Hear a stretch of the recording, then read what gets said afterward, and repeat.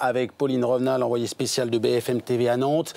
Pauline, quels ont été les derniers mots de l'accusé et la réaction de la famille de la victime ?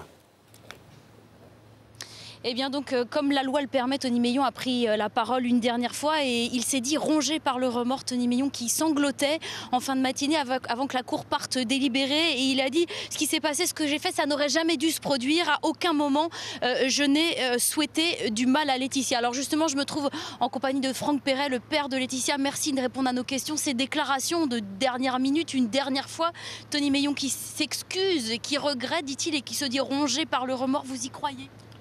Non, pas du tout. J'y crois pas du tout à son remords. Et pour moi encore, c'est un manipulateur. Il veut faire croire que bon, qu'il regrette. Il l'a pas dit. Il pleure.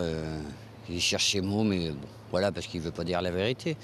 Ça, on le sait depuis longtemps. Il veut faire croire à la cour d'assises qu'il a des remords. Pas du tout. Je pense pas qu'il a des remords.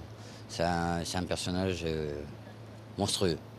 L'avocate générale, dans son réquisitoire ce matin, a parlé d'un prédateur, de quelqu'un d'inadapté socialement. Est-ce que ce sont des qualificatifs que vous retrouvez pour décrire cette personne qui est dans le box des accusés ? Ah bien sûr. Écoutez, le procureur général a bien décrit Tony Meillon et l'affaire en elle-même du meurtre de Laetitia. On a décrit que Tony Meillon, c'est un prédateur et quand il a une proie, il ne la lâche pas.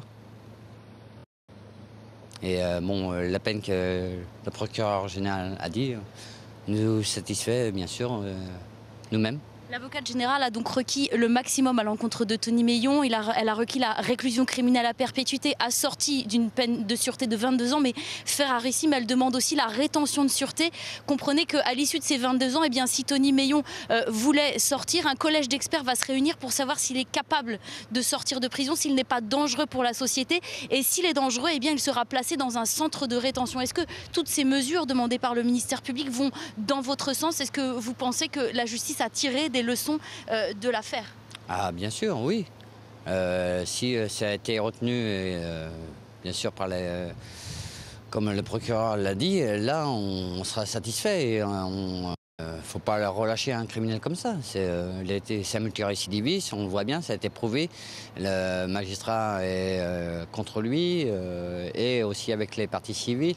Et c'est important de dire que bon, un procureur général maintient quand même une lourde peine. C'est ça qu'on avait demandé à la cour d'assises, que nous les parents on prend en perpète, mais sa vie, et lui il prend pas perpète. Dans ces cas-là, on le laisse en liberté 15 ans.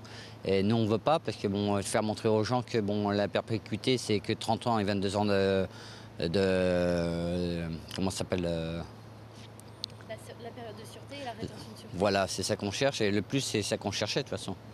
Parce que bon, à tout moment il pouvait sortir et que bon, il aurait pu retrouver une autre femme et la tuer ou la violer.